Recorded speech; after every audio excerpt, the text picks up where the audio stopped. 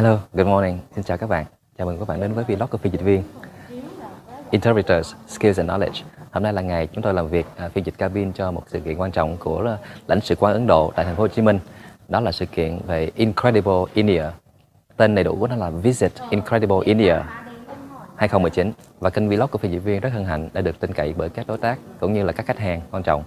Như hôm nay là lãnh sự quán Ấn Độ, là một khách hàng đã làm việc rất là nhiều năm do sự chuẩn bị cũng như là sự chỉnh chu trong cách làm việc của chúng tôi. Thì sự kiện này là sự kiện mỗi năm diễn ra một lần, và năm nay thì tình hình rất là tốt, bởi vì theo như thông tin cập nhật mới nhất từ phía lãnh sự Ấn Độ cho tôi biết trước giờ làm việc là cái lượng du khách của Ấn Độ qua Việt Nam, bao gồm cả du lịch lẫn làm ăn kinh tế, đã tăng lên 80%. Và lượng khách du lịch Việt Nam ngược lại qua Ấn Độ tăng 30%, là chủ yếu là họ đi du lịch thật sự. Thì ở đây cho thấy rằng cái lượng hai chiều đang tăng lên và cũng đáp ứng cái kỳ vọng của mọi người về cái chuyện một cái nền văn hóa lớn và có nhiều cái tour du lịch như vậy.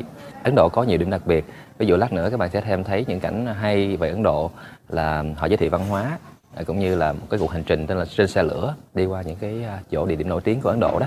Thì trong cái bài dịch hôm nay thì tôi sẽ dịch tất cả những phần đó. Bài vở thì có một phần lớn thì phải nghe các diễn giả nói, và rất là nhiều giọng ở các nơi trên thế giới. Các bạn biết là Ấn Độ thì họ có một cái vùng đất rất là rộng, có thể là phía Bắc với phía Nam nó phát âm rất là khác nhau nữa, cho nên là cái việc này chủ yếu là phải rèn luyện thật sự và phải quen giọng cũng như là quen với nội dung. Chúng ta trở lại cái chuyện là có skills và knowledge. Skills và knowledge thì nó góp phần cho chúng ta lý giải được cái chuyện là vì sao chúng ta yêu thích nghề này, vì sao nghề nghiệp phiên dịch. Ok, và trong cái quá trình làm việc phiên dịch thì tôi cảm thấy luôn luôn rất là thú vị, bởi vì mình gặp những con người rất thú vị. Hôm nay có từ phía Ấn Độ, đại biểu Ấn Độ qua, rồi đại biểu phía Việt Nam, rồi trong đó có những ý kiến trao đổi, sự hợp tác các thứ thì tôi nghĩ rất là hay, và mình cảm nhận được luôn cái sự đóng góp của mình vào trong đây. Ví dụ như làm việc xong thì năm ngoái thì năm nay lại có một cái thông tin cập nhật là 80% tăng lên, 30% tăng lên. Mình cảm thấy rất là vui. Đó là một phần đóng góp của mình vào đây. Cho nên là tôi nghĩ là các bạn cũng vậy, tức là khi mình chọn một nghề thì cái niềm vui trong công việc mới chính là cái mà giữ mình lại trong nghề. Stay tuned.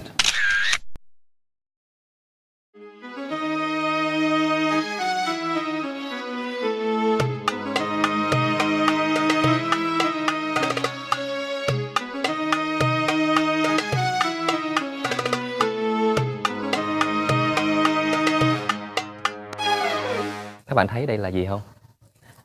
Bên trái bên phải tôi là bàn.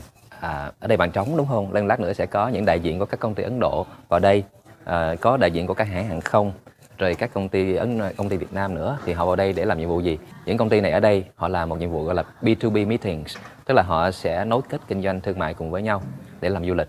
Trong đây một cái chữ why, tại sao rất là lớn thì sẽ được trả lời là bởi vì thị trường Ấn Độ đang là một thị trường đang tăng và mối quan hệ giữa hai nước rất là tốt, cho nên là đang có những cái chuyến bay cũng như là những đoàn hành hương, và sau đó nữa thì những cái đoàn trao đổi công tác du lịch, hay là trao đổi về công tác, hay là trao đổi về kinh doanh, thì chúng ta gọi là những cái B2B meetings hết thì bắt nguồn từ ở đây.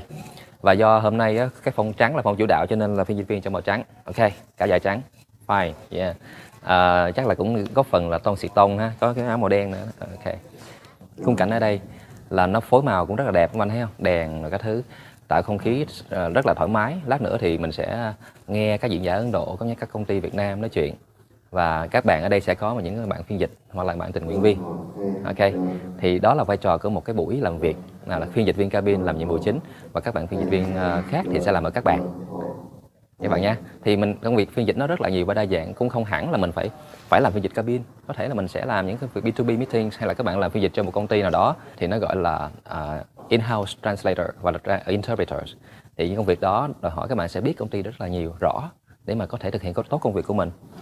Các bạn ở đây chắc chắn là sẽ là những người của công ty và hiểu biết công ty đó tốt để giới thiệu cho công ty của mình.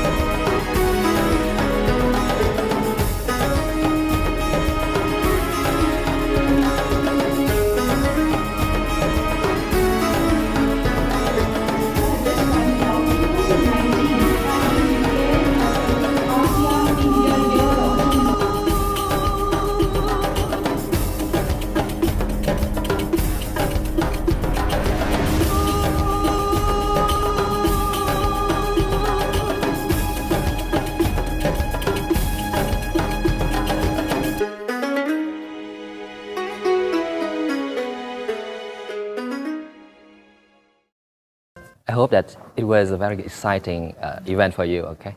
And I guess that today's meeting already gives you some insight into how interpreter works for a meeting or a seminar. This is a conference. B2B meetings with on-stage presentation and with simultaneous interpretation. We do them all, okay? And when we perform well, clients love us. And I hope you love this video also. Subscribe to our channel. Thank you.